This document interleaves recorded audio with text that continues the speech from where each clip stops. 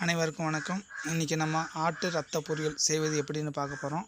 இதுக்கு தேவையான பொருட்கள்: வெங்காயம், தேங்காய் துருவியது, கடுகு, ஜீரகம், கொஞ்சம் மிளகாய்த்தூள், மஞ்சள் தூள், மிளகுத்தூள், கொத்தமல்லி, கருவேப்பிலை, பூண்டு பல், பச்சை மிளகாய், அப்புறம் ஆட்டு ரத்தம். இந்த பொருட்கள் வச்சு நம்ம வீட்டில் ஈஸியாக நல்லா சுவையான டேஸ்டான நம்ம ஆட்டு பொரியல் வீட்டிலே செய்யலாம். வெங்காயத்தை இந்த மாதிரி பொடியாக நறுக்கிங்க. பச்சை மிளகாயும், பூண்டு, கருவேப்பிலை இதெல்லாம் கொஞ்சம் பொடியாக நறுக்கி வச்சுக்கோங்க.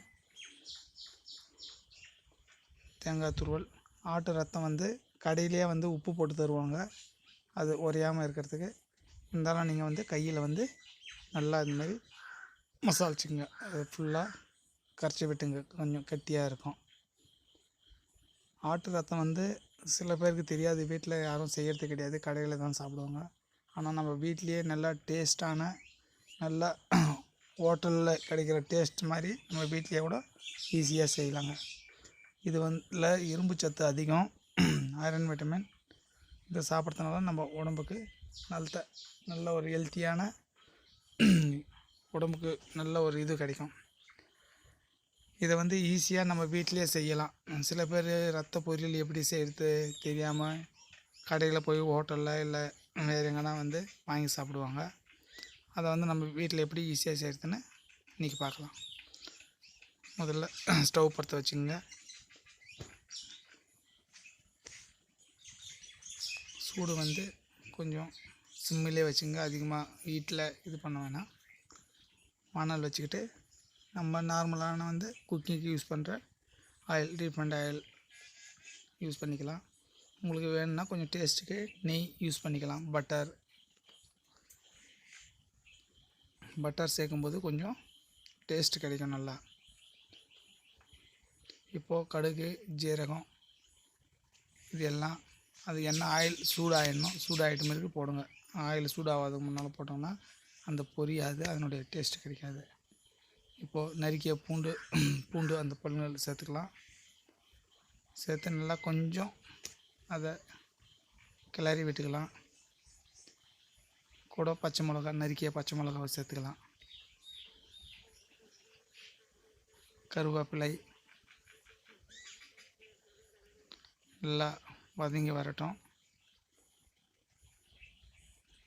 அப்புறம் நறுக்கிய வெங்காயம் 3 அல்லது 4 பெரிய வெங்காயம், இல்லை சின்ன வெங்காயம், சாம்பார் வெங்காயம் இருந்தாலும் அதையும் சேர்த்து நினைக்கலாம். சாம்பார் வெங்காயம் போடும்போது நல்லா டேஸ்ட்டாக நம்மளுக்கு டேஸ்ட்டு கிடைக்கும்.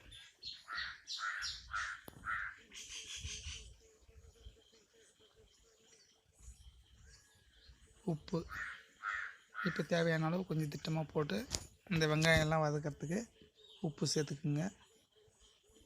இதை நல்லா கிளறி விட்டுக்குங்க.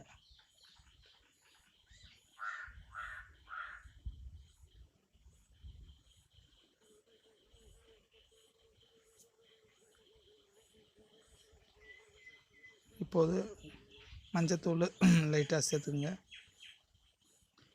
சேர்த்து இது நல்லா அந்த ஆயிலாக கூட அந்த நம்ம நறுக்கி வச்சுக்கிற வெங்காயம், பூண்டு, பச்சை மிளகா இதாக கூட இந்த மசாலாவை நல்லா வேக வச்சுக்கோங்க. பெப்பர் போடுங்க. பெப்பர் நல்லா டேஸ்ட் வரும்.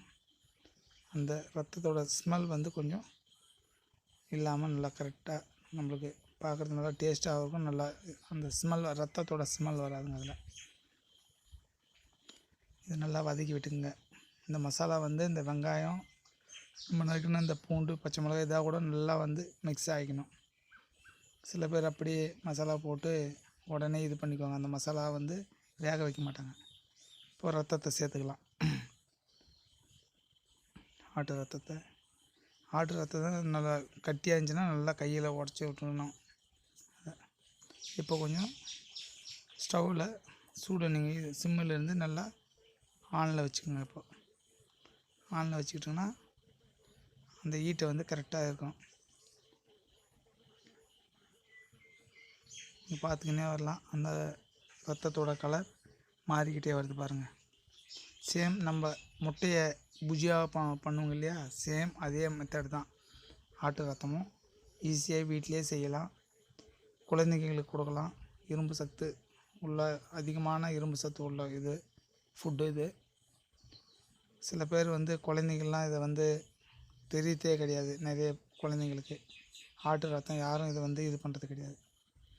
நீங்கள் பக்கத்தில் மட்டன் கடையில் மேக்ஸிமம் எல்லோரும் ஆடு வெட்டும் போது அந்த பிளட்டை தனியாக ஸ்டோரேஜ் பண்ணி வச்சுக்கோங்க. அது கறி மாதிரிலாம் விற்கிறது கிடையாது. நீங்கள் முதல்ல ஆர்டர் கொடுத்துட்டிங்கன்னா மட்டன் கடையில் அவங்க பிடிச்சி உங்களுக்கு தந்துடுவாங்க.